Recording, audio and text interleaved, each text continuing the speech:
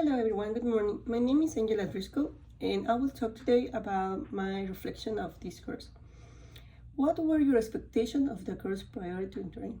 Well, I think probably like others classmates, it was to learn about writing but also to be more comfortable doing it. In my case, English is my second language, so I was actually struggling at the beginning. Even though I consider myself a person who are pretty persistent, so even though sometimes at the beginning I have that lack of knowledge, I'm trying always to research, study, practice a lot in the way that actually I can master the skill. That is how I feel. I like to do it like that. I don't know why, but also I was expecting to be able to improve my English and also feel comfortable with the speak. I actually love to speak in public. Well, sometimes when I actually know that knowledge and I know that I can explain very well. For me, it's easy actually to talk only Spanish. But now with all these semesters was going on with assignments and everything, I think that I gain more confidence because how in one lecture they mentioned if you don't have the tools in your mind, and these tools will be words in terms and meanings, it's hard to actually be able to structure a sentence. So it's important to always try to read, because in that way you can improve and give more information to your mind, so in that way it can be helpful.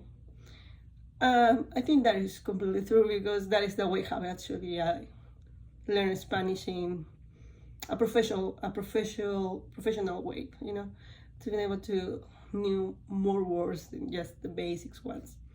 So the other question is, what aspect of your own writing were you surprised to learn about over the course of the semester? Well, I consider I improved a lot. Probably not everyone can see that in that way, but in my opinion, I think actually I improved, because at the beginning I was pretty scared to be able to write. In my TOEFL exam, the TOEFL you need to be able to pass or go to college if you country they don't speak English as the first language. My lowest grade was in writing, so I was a little skeptical how will be now that I'm taking actually a class when it's focused on writing. But I think I managed it well, just trying to put a correct time, set a time for a specific time, so in that way that I can actually manage everything. I think actually that helped me. Also, I was surprised that I learned a new citation, the MLA, and my country we never use it, so for me it was completely new. And I'm grateful that also another classes they also was requirement to use that way, so it was more practicing my mind, so in that way I can follow it. And I think actually I like this one more. Is my opinion, obviously.